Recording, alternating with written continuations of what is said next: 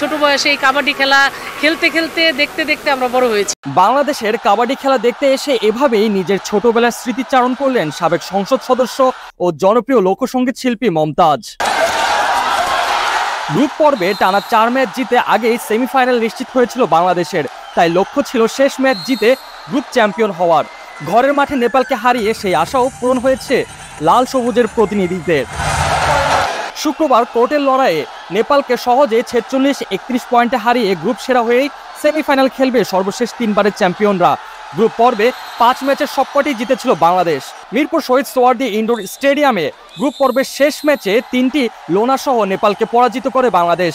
বিজয়ী দল প্রথমার্ধে 18-14 পয়েন্টে এগিয়ে ছিল, হারলেও ম্যাচে একটি লোনা তুলে নিতে সমর্থ হয় নেপাল। প্রথম 4 ম্যাচে বাংলাদেশের কাছ থেকে কোনো দল লোনা আদায় করতে পারেনি। দারুণ নৈপুণ্য দেখিয়ে ম্যাচ সেরা পুরস্কার জিতে নেয় বাংলাদেশের তারকা রেইডার মিজানুর রহমান। নেপালের বিরুদ্ধে একাই দলকে 20টি মূল্যবান পয়েন্ট এনে দিয়েছিলেন তিনি। খেলা শেষে প্রধান অতিথি হিসেবে উপস্থিত থেকে ম্যাচ সেরা মিজানুর রহমানের হাতে পুরস্কার ট্রফি ও প্রাইজ মানি তুলে দেন জনতা ব্যাংকের সাবেক ব্যবস্থাপনা পরিচালক এবং বাংলাদেশ কাবাডি ফেডারেশনের সহ সভাপতি বীর মুক্তিযোদ্ধা আব্দুস সালাম আজাদ এবং বাংলাদেশ ব্যাংকের ডেপুটি গভর্নর নুরুল নাহার। শুরু থেকে দুর্দান্ত লড়াই করে বাংলাদেশ ও নেপাল। ম্যাচে বাংলাদেশ একবার পয়েন্ট তুলে নেয় তো পরের বার নেপাল। এভাবে এগিয়ে চলে দুই দলের গ্রুপ পর্বের শেষ ম্যাচ। প্রথমার্ধের চেয়ে দ্বিতীয়ার্ধে বাংলাদেশের পারফরমেন্স ছিল চোখে পড়ার মতো। ম্যাচ শেষে রেইডার মিজানুর এই বিষয়ে বলেছেন, নেপালের বিরুদ্ধে ম্যাচের শুরুর দিকে আমরা নিজেদের সেভাবে মেলে ধরতে পারিনি, তবে দ্বিতীয়ার্ধে দলের সবাই দারুণ গোছানো ছিল। দলকে জেতাতে পেরে আমি দারুণ খুশি। জয়ের এই ধারা সেমিফাইনালেও অব্যাহত থাকবে। সেমিফাইনালে বাংলাদেশ বি গ্রুপের রানার্স আপের মুখোমুখি হবে এবং দ্বিতীয় অবস্থানে থাকা দল নেপালের মুখোমুখি হবে।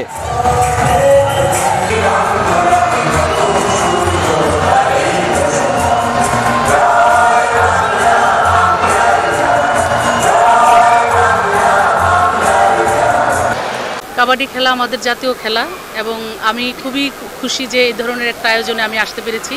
আয়োজক যারা তারা আমাকে আমন্ত্রণ জানান এবং দ্বিতীয়বারের মতো আমি এই খেলাটি দেখতে আসলাম। সত্যিকার অর্থে আমাদের অনেক খেলাই ফেমাস আছে আমাদের দেশে, ক্রিকেট খেলা বলেন, ফুটবল খেলা বলেন, কিন্তু কাবাডি খেলাটাকে আসলে আমার কাছে খুব ভালো লাগে। এই কারণেই ভালো লাগে যে ছোটোবেলা থেকে আমরা নিজেরাও ছোটো বয়সে এই কাবাডি খেলা খেলতে খেলতে দেখতে দেখতে আমরা বড় হয়েছি। অতএব এই খেলাটার সাথে আমরা যেভাবে পরিচিত, আমাদের নতুন প্রজন্ম যাতে নতুন প্রজন্মর কাছে যাতে এই খেলাটা পৌঁছে যায়, সেই জন্য আমাদের এই আয়োজনটা খুব জরুরি ছিল এবং এই আয়োজনটার জন্য আমি আয়োজকদেরকে আন্তরিক ধন্যবাদ জানাই। এই বঙ্গবন্ধু কাপ 12টা দেশ আমাদের দেশে হোস্টিং করছে, আমাদের দেশে খেলতে আসছে, এটা আমাদের অনেক বড় একটা অ্যাচিভমেন্ট। আমি মনে করি এই খেলাটাকে আরও ছড়াই দিতে হবে। আপনারা যারা মিডিয়া পার্সন আছেন তারা দর্শক যাতে আরও মাঠে আসে বা খেলা দেখতে আসে, এটার জন্য আপনাদেরকেও আমি আহ্বান